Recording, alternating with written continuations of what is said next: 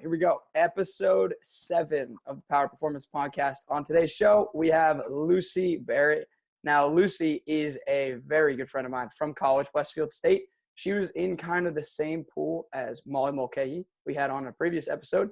We were all classmates, and we were all pretty good friends growing up through Westfield for all 4 years. We were all in the same major, movement science, and exercise science or sports medicine, one of those, and we've all kind of fallen into our own roots. So, Lucy, how are we doing?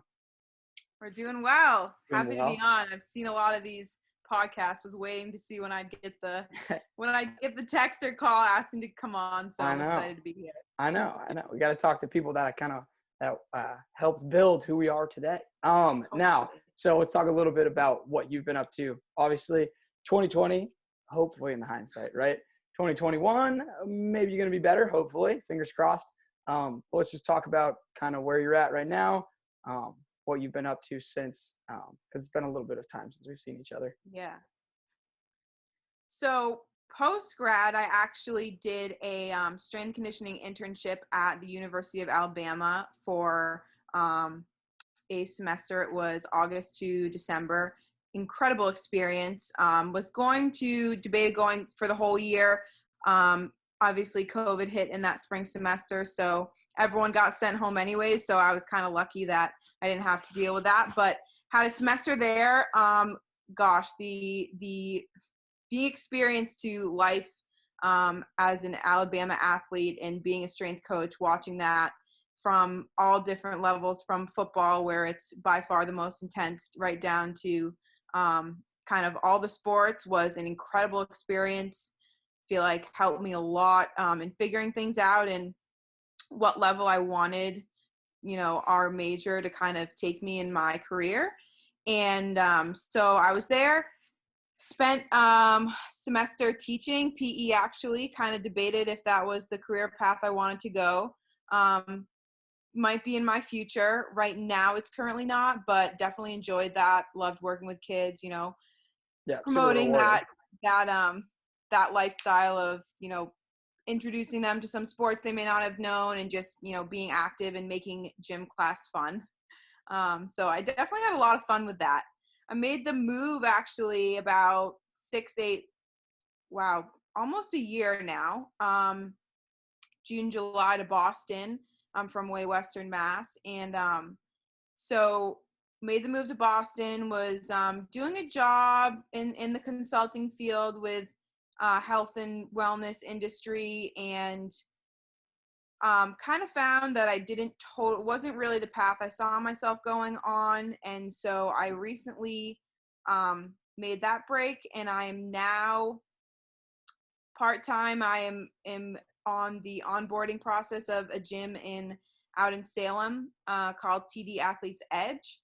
I'm going to be starting some online with their online platform that they have since COVID, teaching classes there, and the onboarding for the floor coaching. And then I also am nannying.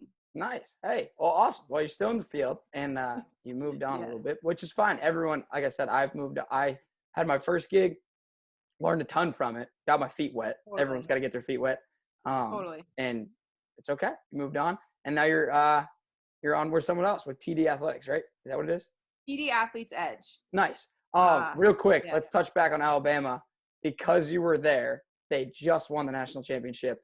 They did. Spitfire some questions. Like, did you know any of the athletes? Did you get any text messages or send any, like, LFG, like, let's fucking go? Like, how did that happen? Like, because they just won. Yeah. So I did reach out to a few people that I knew, few football players, like congratulating them, which is just cool experience as a whole. I think being down there when it's in football is not allowed to have any female interns like on the floor with coaching. I don't know if that's changed, but there are no female interns. The only way you kind of could be there were if you were athletic trainer and that was your clinical rotation. So that environment, I worked with their softball team, which they are coming top. They're predicted to be in at least the top 4 every year. Really it's Alabama, like just a powerhouse and everything. Yeah, so worked with them. We worked with the cheer and dance Nice. squads, and a lot of people hate on that, but Athletes. it is no joke. They showed up for that good 5 a.m. lift in the mornings, and I actually was specifically with the dance program, writing their programs for them and coaching that and instructing that on my own. So that was a really cool experience. Worked with the swim and dive, and some of the swimmers that are pros and competed in the Olympics come back because they can get training. So I worked with some of them, and the rowers as well, and some with the golf team. But in regards to the football, it is like if you're there when football loses, the entire town is just depressed. The campus is depressed. It is everyone lives and breathes it there. So that experience in itself was really cool, Yeah. being at a game. But I definitely am in touch with some of the interns that I was with, also interning, and then some of the players and athletes there that I kind of created had friendships with and Yeah. got Now, to know. the semester you were there, was it football season? I was Oh, there so for the it was fall. full So steam. Yeah. yes, we got to go That's to some awesome. games on the weekends. Yeah, I got to go to some of those games, which is really cool. Yeah. And the experience of an Alabama game, SEC game, there's nothing like it. Oh no, Now it makes me really want to go to a big. I didn't go to the LSU one, but you're right outside. Meet one of my friends actually and we both bartended on the weekends when we weren't at any of the games, right outside at Rama Jammas. If any Tuscaloosa people are watching, it's pretty well known right outside. But it's just incredible, the environment. And I went to a game where Alabama just killed the team they were playing, so I can't even imagine what it must be like being in there when it's a packed stadium and close. Well, they talk about how like college football people like Michigan, Alabama, Texas A&M, like those schools, like tens of thousands of more people than a pro game. And then you just have to think, instead of having 12-year-olds to 80-year-olds, it's all people that are 22 to 25 and just low. It is like insane. And after that, like we would on the weekends at Rama Jammas is what it's called. One of my friends and I would bartend there, and they'd set up kind of like a makeshift bar for people because they all want to hang right outside before they can go in. And we would get there as a 1 or 2 p.m. game, and at 7 a.m., 6 a.m. even, there's no parking. The streets are shut off, but like people can't go on the ones right outside of the stadium. But you cannot find parking for like at least a mile. Yeah. And that's like 8 hours before a game. Some people pay one parking lot close to the stadium is like $4,000 a year to be able to park your car there. What? And people pay it. That's ridiculous. It's insane. It really is insane. That's nuts. Well, they talk about how like Alabama, when it comes to like the collegiate level, is like there's nothing better, like the top dog. When I think of like strength conditioning at the collegiate level, it's Alabama and like Oregon. Like I know there's a really good guy up in Oregon, and they have a great place. I mean, all the SEC schools are probably great, but like you see videos of Alabama sometimes, it's like a dog pound, like especially when football's in there.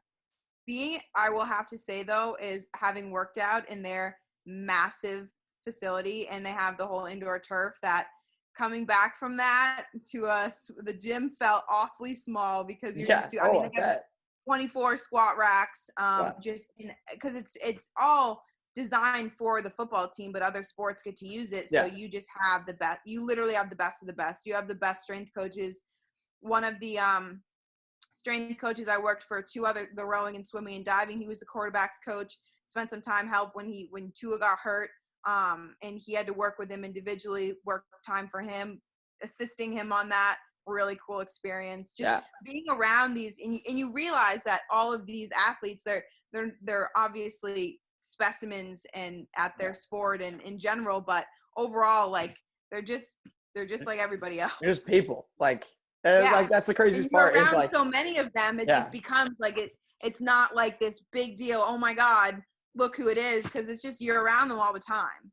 Yeah. Well, so when it comes to something like that, I watched Joe Rogan's podcast maybe like a month ago, and it was with Kevin Hart, and he was talking about when he met Jeff Bezos from Amazon. And Kevin talks about how, like, you meet this icon or you see this icon. So for you, if you're like, everyone knows who Tua is, like Tua is the man. Yeah. And then all of a sudden you walk up to him and Kevin's like, I didn't know what to say. Like, I had no idea what to say to this man that could buy the whole world twice. Yeah. So he's not, like, so you see Tua coming. What do you say? Like, what's up, man? And then, like, what's he probably going to say? Hey, how you doing? Like, everyone, they're just such normal people. But I mean, with social media now, it's like everyone is just this massive icon, especially, I mean, they're only in college. Like, they're our age. Yeah. You know what I mean? Like, they're some of them younger. Like, I just graduated. All these kids are younger than I am. Yeah. And it's a lot of responsibility too. Like, I couldn't imagine, I mean, don't get me wrong. Like, every kid wants to be in the NFL, or every kid wants to be pro at something, and they want all that fame and popularity until they get it. Like, I couldn't even imagine. Like, open up your Instagram and have 50,000 messages. Like, couldn't even imagine. Wouldn't know what to do. You can't go anywhere, especially in that town where it's, live and breathe football. It's like you can't go anywhere without somebody. And it gets, in the beginning, it probably feels cool. And then it's just like, oh my God, I wish people didn't know who I was. So I could literally walk peacefully. I could go into a grocery store and have no, people aren't coming up to me left and right. So that's true. So we touched on it a little bit earlier. We went to Westfield together, and we studied movement science. You were exercise science, right? Yes. Yeah. So we both studied exercise science. We were in the same concentration. I thought I loved it. Would never change it. I like when it came to the academic side of things. Going in, I knew I liked sports. I liked health. I liked being fit. But I loved all the classes. Like, I loved all the teachers. Totally. Learned a lot, took away a lot. But we did a lot of other things together. We touched full plate. Steve was on here. Yep. I had Steve on. That was awesome. It was funny when we were at full plate. I didn't realize how much I would take away from full plate when I was there. And it was like little things. Like we talk about like periodization, or we talk about anything like depth or how to coach, or just like the coaching, like lifestyle. Steve would be like, you got to get here early, hit in a workout, got to be back again. Like those little parts. Or like when I think it was me, I think it was Monday, Wednesday. And he's like, do you want to come in and coach at 6 with me? I'm like, sure. And when I was in college, dreading it, do it every single day now. So it's like, should have just listened to the guy, like, or should have just got more comfortable with it, because that's just how life is now. So things like that just took so much away. And in hindsight, right, like full plate was such a blessing and like an opportunity. And you were there too. So what was your experience like there? Yeah, I think as a whole with college, you look back, and as you become a professional and in this field at varying degrees, I don't know if it will be something that it becomes a full-time. I don't know if it'll always be a part-time. I know I always want to have it be part of my life and my career, because I'm a big believer and advocate for health and how exercising not only impacts physical health, mental health as well.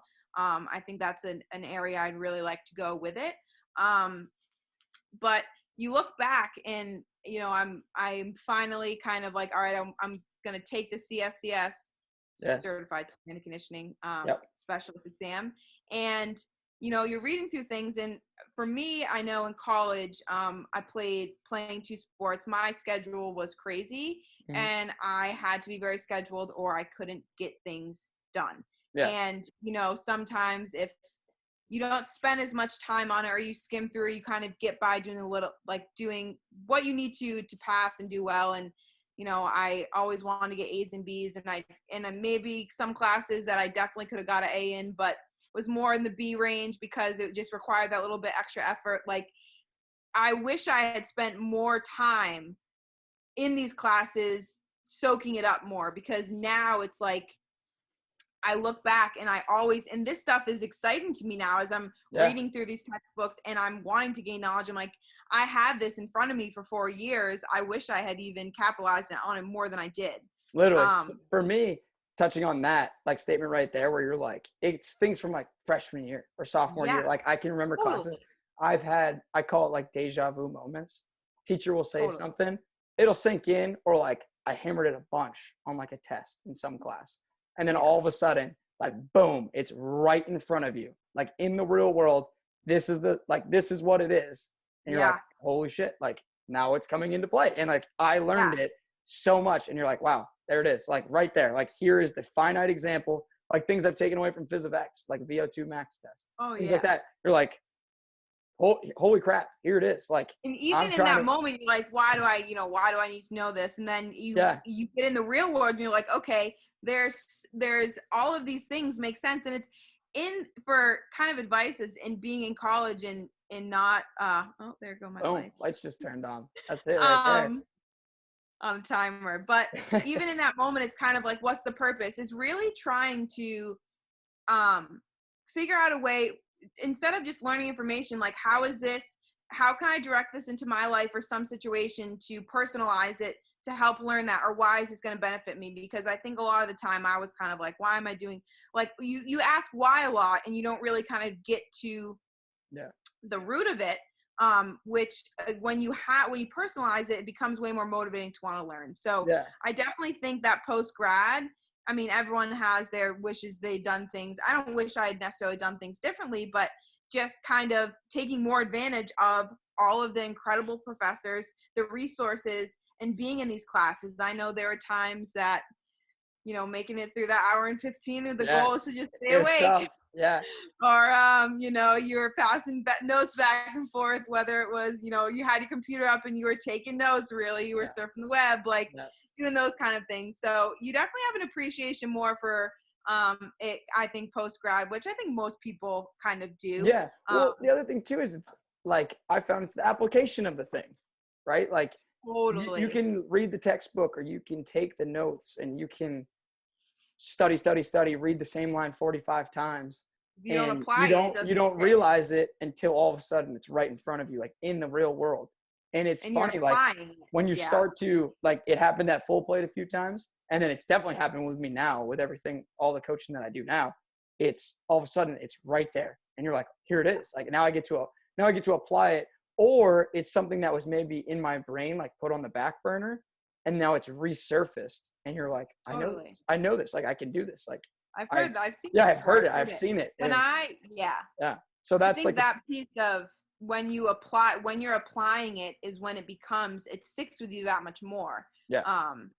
And so I think that's a very important thing, especially I think looking back on my experience with Full Plate, like it was incredible, with how close it was, especially I was having to go to practice, and Steve was incredible as far as getting a schedule that I had one other class I was taking, you have to leave early for games and schedule that time out, having practice, having games, just balancing all of it as a whole. And I think you look back on each experience and can have takeaways as each one is providing that experience entirely different from an Alabama experience, entirely different from the one that I have now. And just learning from every single one and bringing all of that together to kind of go the direction that you want to go with it. But I think my experience with Full Plate, a lot of just getting introduced to that. I think a lot for me was introduced to normal population and not just always athletes, because every summer I interned with a strength conditioning specialist in the field. He was the Williams College strength conditioning coach, and he had summer programs. And I was never with the college athletes because they obviously weren't there in the summer when I was there. But all of my experience was with athletes as a whole. And the experience of Full Plate opened me up to really enjoying working with your normal population. I've always been very much, being an athlete myself, that's where I want the people, that are, whether it's training for a sport or whatever, that's always kind of been where I've liked to go towards. And it opened my appreciation for your everyday individual that just wants to get stronger and feel better, whether it's, building durability to their body to try prevent more injuries, or it's literally just wanting to feel stronger or coming to the gym to, have that break and release anything that's going on. Yeah, literally. Well, Full Plate did that for me. Essentially, to put it into like layman's terms, what I've discovered is it's just so rewarding, right? There's Totally. multiple examples of like, you can give the example of like athletes have to do strength conditioning. Adults want to do it. Yes. Right. And that's not every athlete. Like every athlete, there are some people like they show up to the weight room and they're like, let's go, like bring it on. And then there's some like, hey man, not feeling it today. I don't like, want to be here, but I have to. They're going through the motions. Yeah. We're adults, like, especially because we call it being bought into the thing. You throw money in it, you're invested. Like you want to be there. So it's like the passion is there. Like watching them gain confidence and love it and see the changes in themselves. And trusting the process of it. That's what's the most rewarding, is seeing people want to. It just is really motivating as a coach to want to give these people the best chance, because they're investing their time and money into you because they want to become a better version, a healthier version, a stronger version of themselves. Exactly. As cheesy as all of that sounds. Yeah, but well, that's what they want, and you want to help them get there, and then it's rewarding on both ends. They feel rewarded because they see those results. You feel rewarded as a coach because you've helped them get there. It's all about, at the end of the day, it's just about helping people who feel good about themselves, feel confident, and that in itself is so rewarding. Yeah, well, they're doing it. The other thing too is like adults are doing it for life. Right? They're doing it for their longevity's sake. They're doing it because they want to do it. They want to feel better. They want to look better. Like everyone wants to look better naked. That's like the one thing that people joke about. They're like, yeah, I just want a six pack.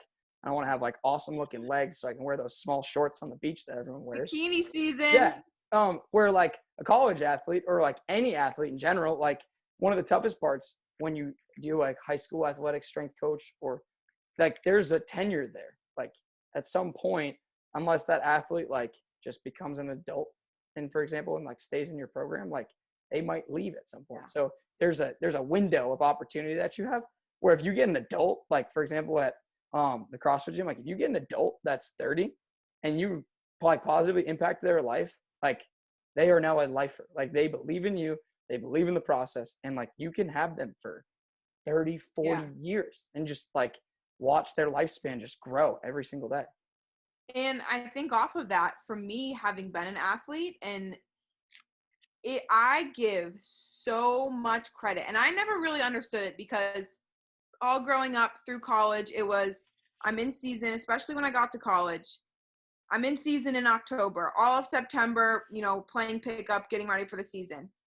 You reach October, I'm in season until the end of the year. I have a week off maybe, and then I'm already preparing. There's always that built-in motivation of, and again, not everybody is this way. It was for me, in that I always wanted to get better. I always wanted to improve. So you have that motivation of, you're preparing for a season. There's something that you're preparing for. When I graduated, it was like, okay, I don't have a season coming.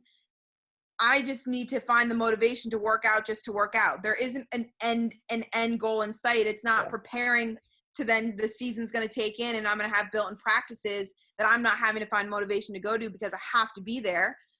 It's all just me wanting to go to be fit, stay fit. And that transition is a lot harder. I don't think it's talked about much, but it's a lot harder than people realize.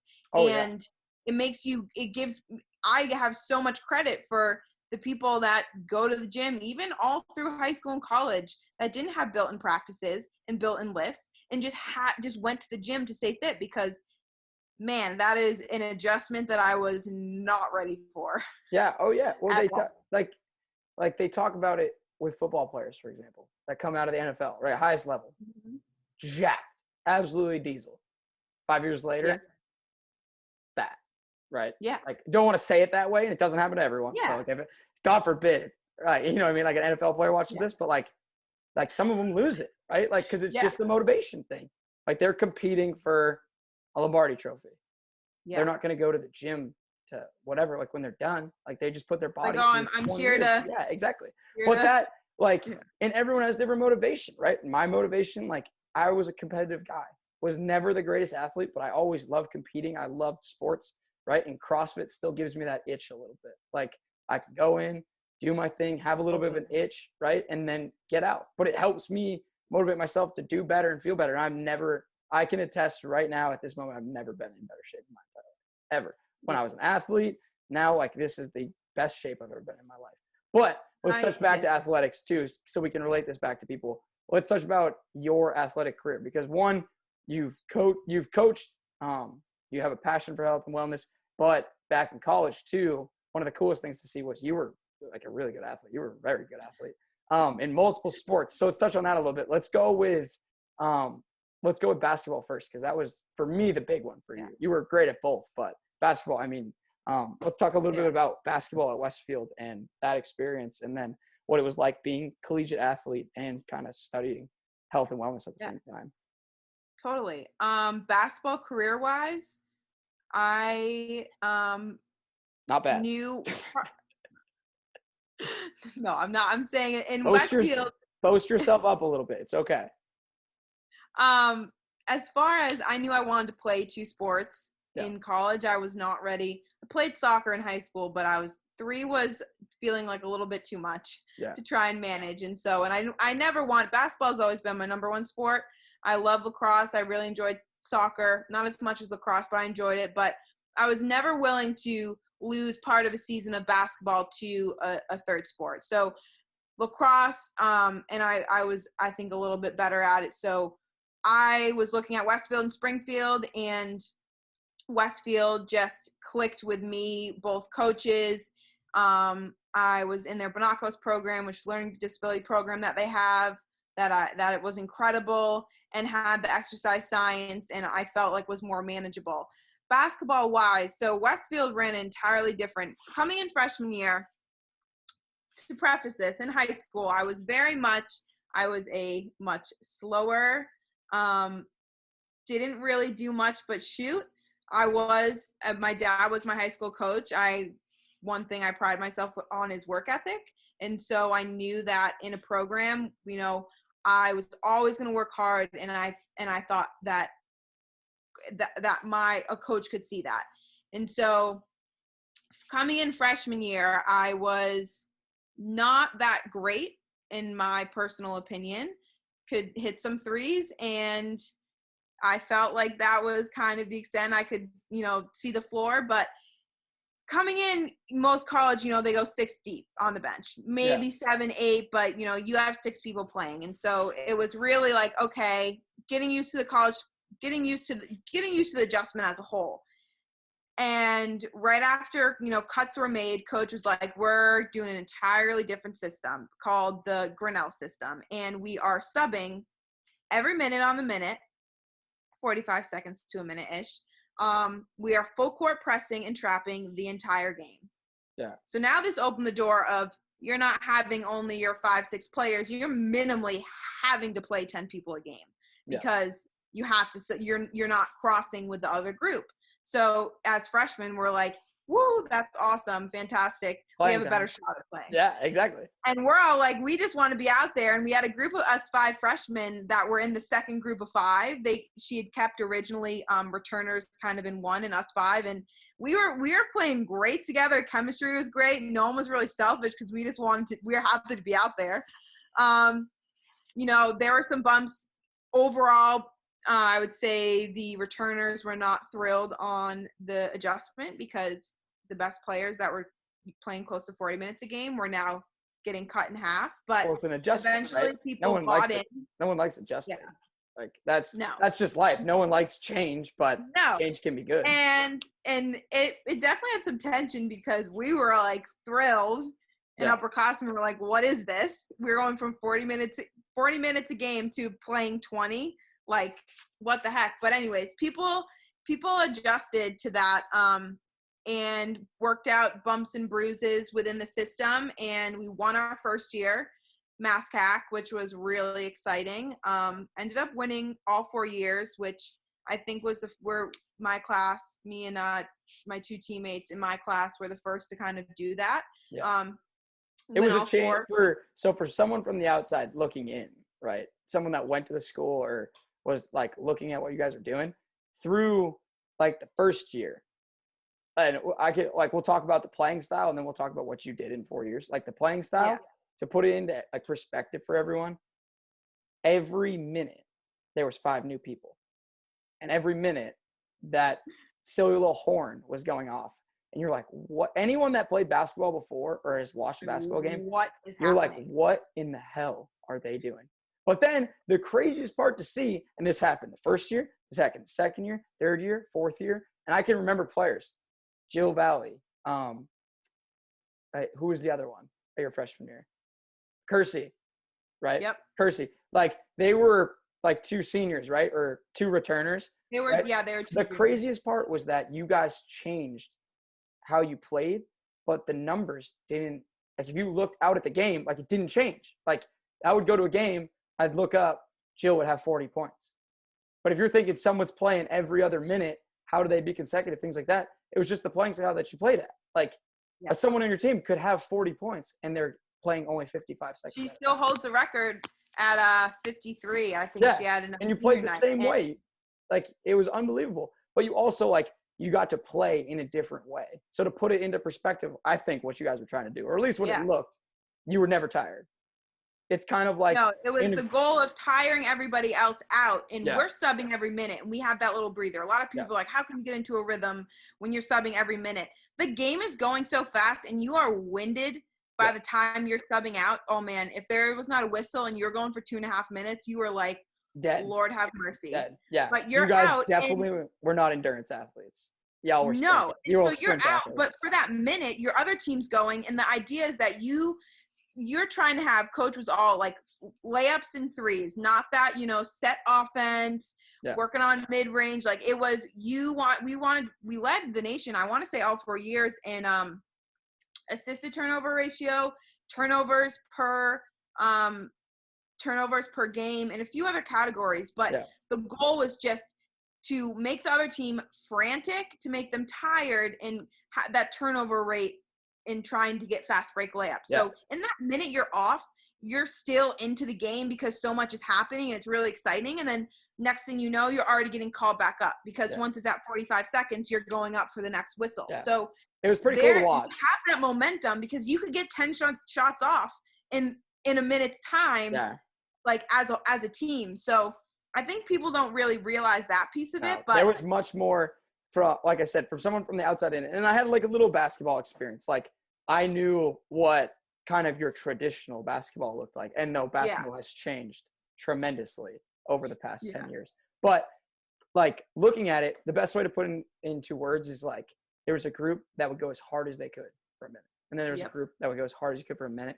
And then there was another team on the other side where they wouldn't sub their players. Like, they just had to try and keep that intensity. So it's pretty much trying to break the press. It was pretty much 10 on 5, essentially. And they're just trying to slow it down. Their goal was like, I feel for other mascots. Like, I feel for them watching those games because you can just see first half teams hang on, and then all of a sudden it's just like the gas tank is over. It's done for. And like, if I was another mascot coach, like, some coaches, like, don't get me wrong, they probably started to catch on to the system because you did it for 4 years, right? But like, how do you prepare? All right, we're just going to do wind sprints for the next week and just try and keep it up. Like, because that's what's coming after you. Just 10 people essentially sprinting an entire game. And you guys, it was funny sometimes. Like, when you guys say you could get up 10 shots in a minute, like, you guys were jacking at points. Like, there was times where there were times when it was like, okay, a 2-point shot. There wouldn't be a 2-point shot for a good 2 or 3 minute span. Yeah. And it was all 3 points. Like, it was fun to watch. So, like, don't get me wrong. Like, you never knew what was going to happen. Like, it was unreal. And like, it was because it wasn't basketball. Like, it was, but it wasn't. It was not something that you were used to. Like, you're just watching. You'd watch a normal game and you'd be like, this is so slow. It's so, like, playing that way. You'd watch the men and I'm like, man, this game is slow. Why are we running this set offense? Why are we walking the ball up the court? Well, it's like the best way I can put it into perspective is watching like an elite Division I. Well, like, watching an elite Division I basketball player in high school, like, knows he's going to Duke, right? And he's playing out of public school. And he's just doing, like, like, if he just shot a 3-pointer every minute, like, that's sometimes what it was like. Like, you guys would rather you get a rebound and you could look up and the rim's right there, and there would be times where you'd pass out the 3-point line. Like, it was you're like, what is happening? Open 3 to Grad. Yeah, it was crazy, but it was fun to watch. But then So you were quite the basketball team, right? You guys made a few little runs in the NCAA tournament, right? Yeah. A few little ones, but Sure. then also just like as an individual basketball player, like you had a lot of accolades. I know you were 1,000-point scorer at Westfield, and your team led in a bunch of categories, like you said, throughout your 4 years, which was really cool. And then 4-time MASCAC champs with that kind of group of freshmen that we all came with, because I was good friends with a decent amount of them too. Yeah, we started off as 10 and finished senior year with 3. Yeah. So, that obviously happens a lot of the time. Yeah. People dip off. But no, it was an incredible 4 years. I consider myself a very highly motivated person, and I'm extremely competitive. So coming in, I absolutely, hands down, was not the best freshman in the freshman class whatsoever. And I don't like to lose. I don't like to lose as a team. I don't like to lose individually. And I just wanted to be better. I wanted to get time. I wanted to contribute. And so every summer it was working on another part of my game, making sure, in the beginning, that after freshman year, we all kind of gained that freshman 15. It was was getting in better shape. Like, it was less of straight basketball. It was like, I need to be in the best cardiovascular shape that I can be in so that I can run circles around people. Yeah. And the next goal was, okay, I am more of a 3-point shooter. I need to develop my game more so that I also have the ability to drive.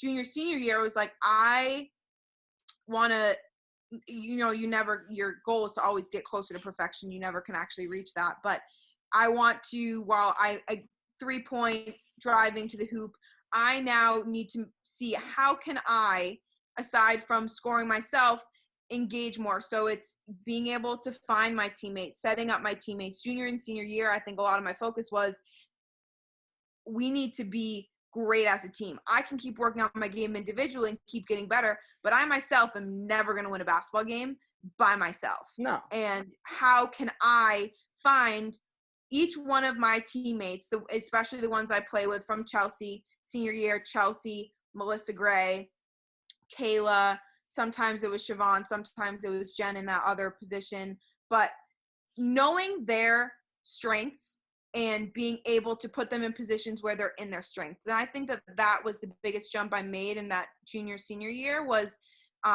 knowing where Mel liked to get the ball, where she was best from 3-point range, knowing when to set Chelsea up or when to kick Kayla kicking it out from the corner to corner where she was best, and just figuring out how to, have the whole team chemistry. We, as a group, the group of 5 that I majority played with, was very unselfish, and we all wanted to see each other do really well.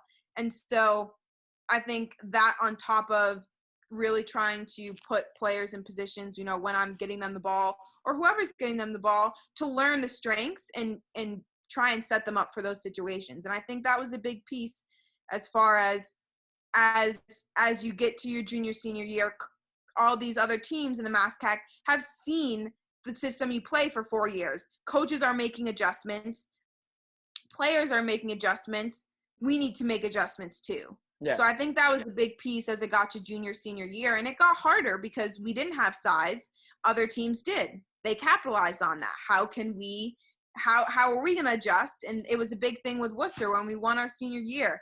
That was our hardest fought MASCAC championship. And, I know I can probably speak for Allie and Kira, who are my 2 classmates in this, that we are not going to have won our first 3 years to not win it our senior year. No, exactly. And it took everything that we had. And, we were down the first half and it was not, looking great. And I had throughout my career, I had some bad ankle sprains, had a really bad one in the first half. And I was like, you know what, we need to dig down.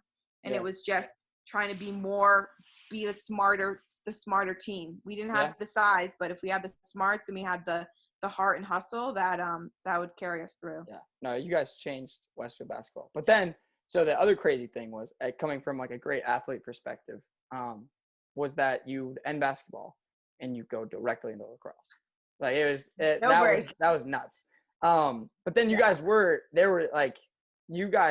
I would say that team in that kind of class, that freshman year class too at Westfield for lacrosse, you guys were incredible there too. And you guys went on a little run. Was it late, right? Was it junior and senior year? So we won 3, my sophomore, my junior, and my senior year. Freshman year, so painful, lost in double overtime, sudden death. Yeah. To Bridgewater. But you guys went on a run there too. So it was kind of like, to put it into perspective, when we were at Westfield, you saw these female athletes in my class, because I was a freshman with all you guys. Like, oh, like they're really good. And then like sophomore, you're like, shit, they did it again. And then lacrosse came on the scene. You're like, that's 3. And it's like you're almost hitting normalcy, and you're like, well, they just swept, and like lacrosse almost did too. And like they haven't lost that many games. So you're like, holy shit, like this group of females on the basketball side and lacrosse side, like essentially took over the MASCAC for 4 years. Like it was crazy to watch. In my class, lacrosse, we had 11 of us. I believe it was 11, and all 4 years. Lacrosse was definitely a different experience. Both experiences fantastic. Couldn't have loved it more. Love my class, my lacrosse class. We were as close knit as you could get lacrosse wise, and dynamic as a whole, I think, was better. If we're being completely transparent here, the lacrosse team dynamic was so much better, and that impacted a lot of performance. We definitely had points in basketball where it was like, can we get together as a team to accomplish the goals we want to accomplish? Can we set aside things outside of basketball, leave them outside of basketball, and focus on what we want to do here? And to put it into perspective, that happens like with every team. And the funny part is like you can watch all sorts of things, right? Jordan tapes, right? To put it into perspective there. Or like people in our space, like in my space that I love to talk about, like the CrossFit space. Totally. Like to be successful, you don't know what's happening behind the doors. And like the greatest of teams, there's like this little thing where they're teetering. Most teams, like they're teetering, and you're like, oh, here we go. And then all of a sudden, it's just like, it was like, are we going to go? We're here. Are we going to dip, or are we going to go? Yeah. But then it's the whole, like, it's the bigger picture. And all of a sudden you see like these teams come together, and it's what makes them great. Like they can get through things. But you see it at all levels, and it's like, and it's one of those things that comes with being a talented team. Like as you gain steam and get more talent, like your lives get bigger, like the pressure gets bigger, the demand for external things gets bigger, right? Like totally. Like we were only a D3 school, but God forbid, like you were a D1 school. Like imagine Alabama 3 football championships in a row. Like those players are pressure. Oh my gosh, celebrities. So like I think about the pressure at a small MASCAC D3 school that is like not even a top league in D3 in the nation. You take Alabama, and that's a top league in the nation, Division I. Majority of these guys, top players, are going to the pros. Like that level just increases an insane amount. But it's just finding, like, I think, and my lacrosse coach did a really good job of focusing on like our team dynamic is going to impact our team performance so much. And we were, from goalie to defense to midfield to attack, there was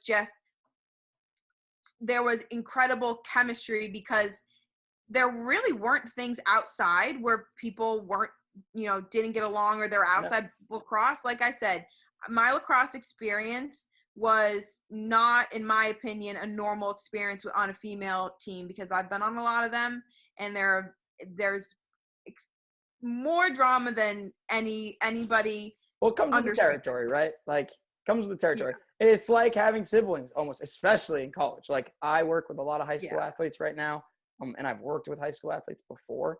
And, like, I try and, like, tell them, essentially, they're like, I want to be a college athlete. I'm like, well, how much do you actually want to be a college athlete? Yeah. Or, or they're like, I want to be a pro athlete. I'm like, are you sure? Like, are you positive? Like, and that's not taking away, like, their skill level. But now with social media and pressure and all this stuff, like, yes, the athlete's one thing, but like it's all the other things, like team camaraderie, everything else, keeping things together. And it's one of the things as an athlete that you have to get through. And that comes just the along with it. commitment, like it is so beyond just. Well, that's what I was going with next. The college commitment. Yeah. I was at a small D3 school. We were at a small D3 school playing 2 sports there. The commitment at a small D3 school was a lot. And that's at that. Now imagine that at other levels. And I think that, again, everything impacting from, especially as you get higher up, nutrition, sleep, school, like there are so many factors in that. And for me, like going from basketball to lacrosse, grateful to have made the I don't know why I'm blanking on it, but we went to the dance, the NCAA tournament. They call it the dance. And we would play on a Friday because they have back-to-back days on the weekend. We would make it. We'd be going for another week. Unfortunately, never made that jump of getting to a second round, but we would oftentimes have a far drive to wherever we were going. Play on a Friday night. Saturday, we would get up and say average a 5-hour drive back to Westfield. I would have Sunday, and then I'd be going to the lacrosse practice on Monday. And then after 1 week of lacrosse practice, we're going down to Florida for a week. And it's not oh, yay, Florida. It's we're practicing or playing a game every single day. So there was zero time for recovery, as you could say.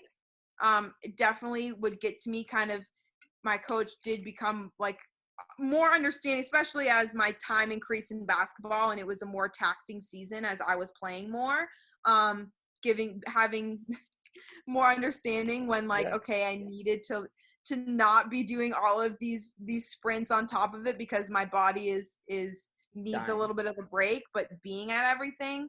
But again, that is in a small scale at a small D3 playing 2, and that's nothing compared to Division I athletics. So no, it's a full-time job, literally full-time job. But now, so let's turn this over to kind of what you're doing now. And things you took away from being like a very successful athlete in college. I joked, I saw something, I think it was on social media. I saw people at Westfield, like they're like, it's like the small school dream. Like, I want to get my picture on that wall in Woodward Center. And like, you have yours. So it's like the Westfield community, like you made it, right? Like, I know, we made it, Mom. I know, that's funny. So, and people like, they joke about it all the time. They joke about it all the time, but like when you go through the Woodward Center, you're like, oh, these guys on the wall. And I haven't even been because of COVID. I didn't even know my coach sent a picture of it on the wall. Yeah. But no, I think in regards to having been an athlete and being in this field, when I was in high school, I was kind of unsure of what way I wanted to go. And I would say I'm a very like rah, try and pump you up, keep you motivated type of person. And it was actually, funny story, one of our gym classes, we had to partner up and it was a fitness day. So we had a workout. I was partnered with someone who was not the most athletic or in the best shape, and we were together, and it was based on like, it wasn't me and we were together as a team. And at the end of it, I was just the whole time kind of in a coach aspect. She's like, for someone that's not very athletic, not very motivated or in shape, like you were so motivating to me throughout this entire time. And I don't know if it's something you've thought about, but like you really should consider kind of doing that. And I hadn't really considered it. I feel like it's grown a lot as an industry in the last 10 years, 5-10 years, even more than it was before. But I love to motivate people. As my family, I do a weekly 3-day-a-week Zoom with them workout. They all kind of say they're half afraid of me of like, if they don't show up for the workout or they're slacking off, like in a good way. But I love to just kind of like hype people up, be in an environment where you're impacting their life more than other jobs may do. And seeing people, for me, through this major and being an athlete, is seeing it from an athlete's perspective, but also now being out of school, seeing it from just an everyday person's perspective. Well, the other thing too is like 99.9% of the time in this field, you're doing something that's positive. Yeah. Right? You're never like, oh, I'm going to go in and like, this is a negative thing. It's like, no, it's like always a positive thing. You come out leaving, like you feel better. You go in, you might be tired, but you always leave feeling better. Like the coach is always there to help you. Like they shouldn't be there to hurt you. God forbid. You know what I mean? But and then to every person out there that's like, yo, my coach is like, I think he just tries to kill me every day. It's like, no, like there's a method behind 99% of the madness, or there should be, right? If you have a good coach, there should be a method to the madness. But you just get to help people get better, right? And as an athlete, or even just playing, like there's a lot of people that just say like, I just played high school sports, but even that, like you can learn things just about being yourself, or self-motivate, like how to self-motivate, or little things and little tricks that like can make you increase whatever it is, like get stronger, change things, like make realistic goals for yourself. Get better with your nutrition, understand sleep. Like I got a Whoop recently, and like sleep is ridiculous. Sleep is ridiculous. Oh my God, I love it. I love it so much. It tells me how much I don't sleep, and I swear, maybe I have to contact Whoop, but it literally tells me that I'm like dying every day. Like the Whoop, it goes to a scale of 21. And I think at one point my average strain for like the week, for like 3 weeks in a row, like 19.9. Like it was like, Scott, you're going to die, man. Like here it comes. So I don't know what it is. Like I have no idea, but I love it. I mean, I work hard. Like there's most days, like besides maybe 2-3 days a week, like it's like 2 CrossFit workouts or some strength and some CrossFit. So it's not easy, but like I love the Whoop. It's great. Oh, I love it. But so then relating back to coaching, so you're starting coaching. We're getting back into coaching a little bit with your job change. What's that like? What's the facility like? Yeah. What do you do? I actually was for the last since kind of October, November, actually more like September. I was back training for an overseas tryout actually for basketball. I saw that. And that hype video is sick. I don't know who did it. Like every person's a cameraman now. Like everyone, like there's so many kids out there. I don't know if he was a kid, but there's so many kids out there that are just like awesome with a camera. And I'm like, it hypes you up. It really does. Like the funny part is hype videos are so funny because you don't even need to be in the sport. And you're just like, I don't know what it is, but like, I'm just hyped up now. Like it can be, I've seen hype videos for the weirdest things. And you're just like, I'm juiced up. Like the music's part of it, how they like change clips with it. Like it was a good hype video. Yeah. So I was training for an overseas tryout, was practicing 6 days a week, from like 5 to 6:45, 7-ish. So, about hour and a half to 2 hours. And with change in jobs and such, and everything with COVID and so much uncertainty, I am focusing more career-wise than the basketball piece. I don't see it as, even if I were to play somewhere, I don't see it as like I'm not doing this for the next 20 years of my life. And so focusing career-wise versus basketball, that was really fun getting back into that, getting that training for a couple months. And again, those early mornings. Yeah. I love the early mornings though. I must say, waking up, I rather early to bed, early to rise. But so yeah, I'm back in training. I'm studying for the that exam. And what is the style of training that you guys do? So TD Athletes Edge, the owner of it, Tim DeFrancisco, he was the former Lakers head strength and conditioning coach for 6 years, and his last 5 years were Kobe's last 5 years. So hey, that was what, two days ago? Yeah. 3 days ago, maybe? I just saw it come through my timeline. 26th, I believe, 2 days ago. Yeah, I saw it come through my timeline. But so sad continue on. Community. Yeah. And basketball community is sad for everybody. I know people that didn't even know basketball and they only knew of Kobe. It was crazy. Like that was weird. Oh, that was a weird day. But continue on. I always remember where I was during that. It's crazy. One of those things when you get older, it's like when somebody that is very influential in your life, it's like you always remember that moment when you like found the news out. Yeah. I was in the shower and my friend came running to tell me that he had died and that everyone had died, and I did not believe it. That's Paul's life right there. Yeah.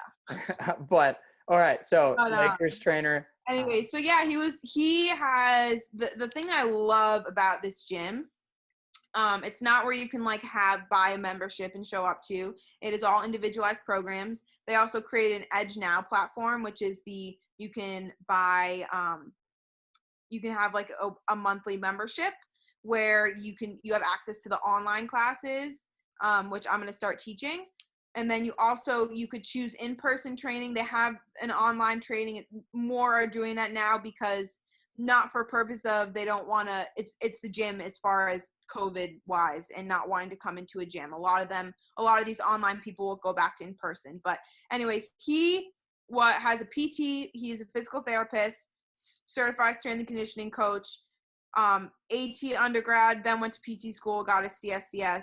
Very much instead of kind of a PT with a CSCS, he views himself more of a strength coach, having the PT background to better understand how to move, how we move as people, how each individual does. So, and all coaches there are CSCS certified. Yeah. Another one is also has the PT background. It is next level. It just sounds dynamic. It just sounds like a dynamic place. The coaches are probably some of the best, most knowledgeable coaches in the country, if not the world. Their background, their knowledge. One of them came from having a ton of experience with Mike Boyle working there. Another one has an insane amount of experience in the physical therapy world, and obviously he has experience.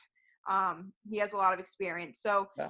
The atmosphere and dynamic of this gym is incredible.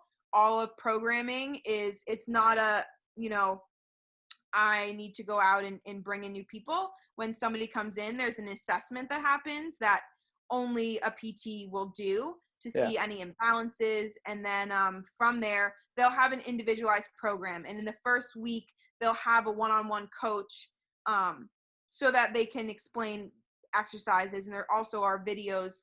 They are building that library. So there's a demo of all the videos. It's all individualized training programs. There's not any kind of generic, but they're the best of the best. And basically the dynamic is, especially with COVID, there's 6 different stations they can sign up. They come in and there's 4 coaches. So when new members come in, it's not like I brought this member in, they're my client. It's all of the we as a whole, we as a team, we as a family, making sure all of the language they use is all the same throughout all of the staff. So it sounds like it sounds a very team dynamic.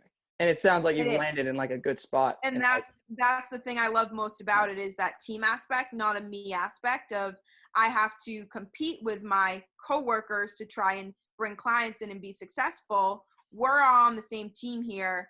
Whether obviously what you're making is based off of how long you've been in the field and obviously whether you're part-time, full-time, but it's that dynamic of we are all coaches together. I may be on my floor time may be from 4 to 6. And some of the people that come on, I could have wrote a program for, or, Bob could have wrote a program for, or Jess could have wrote the program for, but because we all speak the same language in exercise science and strength and conditioning language, it's easy to coach other people. Oh yeah. Well, that's awesome. It sounds like you're in good hands. I mean, with that transition. So yeah, I'm learning as much as I possibly can through them. I bet. Well, we're coming up on kind of that hour mark here. I just want to thank you for coming on. Like I told Molly, especially as you move forward with this place, you'll definitely have to come on again and see how we'll have to check in on you and see how everything's doing. Absolutely. But like I said, happy to have you on. Awesome athlete, soon to be coach, hopefully, right? And that's Lucy Barrett, y'all. Thanks, Lucy. Thank you for having me. You're welcome. Pour me another one. Make it a strong one. We're gonna have some fun tonight.